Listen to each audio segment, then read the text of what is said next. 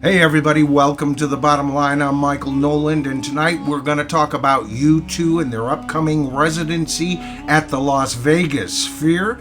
But we're also going to talk about the cost to you and I, the cost financially, physically, and even more importantly, the cost artistically.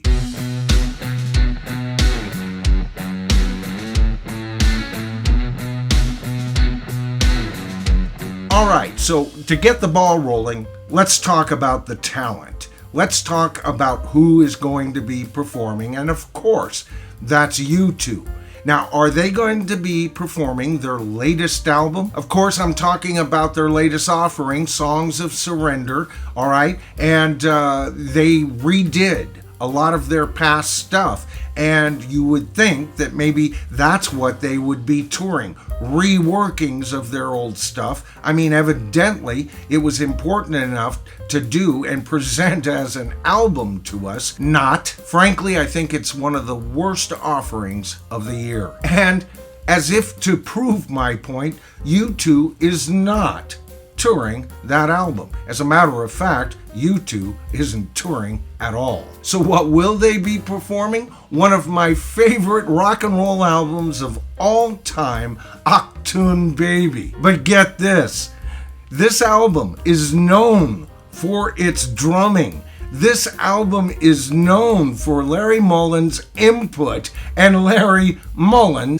isn't there. In fact, this band shouldn't even be called U2. It should be called U1.5. But I can't complain about the material that they are deciding to perform. And it would be great if U2 was there to perform it, but they're not. No Larry, no U2. No Ringo, no Beatles. So what is the cost to see this version of U2 playing an older classic album? I admit that. But what is the cost to you and I? Well, you've heard me complain about nosebleed tickets getting up to $200, $250. You can say goodbye to that problem because the nosebleeds in this place go for $400, $450. And the really good seats, the ones that were available when I checked, were close to $5,000. That means for a couple to go see these people, to be in the best seats of the house, it'll cost them nearly 10 grand. And if they come from anywhere that requires air flights, you can add quite a ticket price to that. And that doesn't even begin to take up the cost of just being in Vegas. It doesn't take in car rentals. It doesn't take in room charges or food charges. And by the way, Vegas isn't great on freebies like back in the day. And it doesn't take in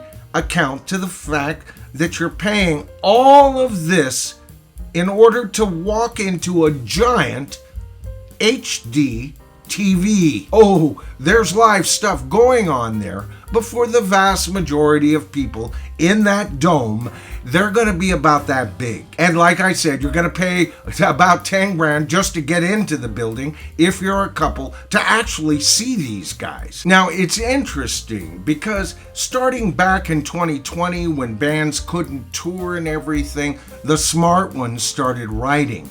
What did U2 do?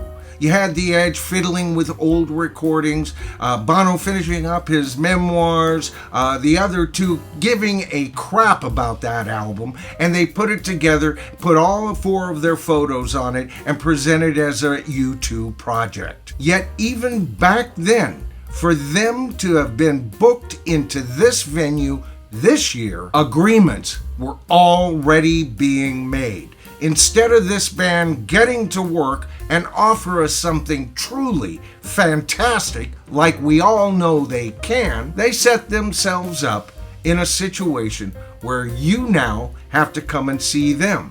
I guess it's no more, we're coming to your town, we'll help you party it down anymore. You know, it's these really big artists who just want to sit on their fat arses that really ticks me off beyond all end. Expecting their fans to travel over oceans to be able to see them. This is my problem with residencies.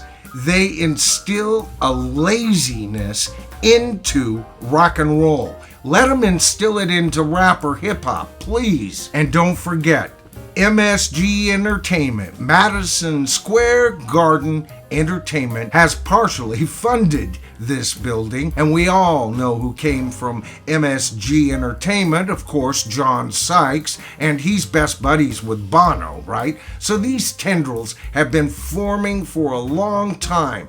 More care given to the amount of money this band and the venue can make than in actually offering us a damn thing worth watching. Alright, so I hope you enjoyed the video tonight. If you did, please consider giving it a thumbs up. That helps the channel grow.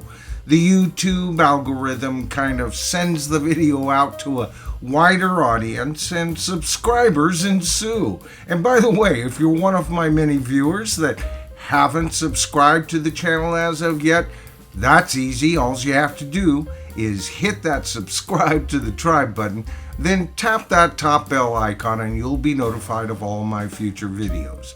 Alright, I'm Michael Noland. This is The Bottom Line, or at least as I see it, and together, folks, you and I, we are the tribe. I'll see you in my next video.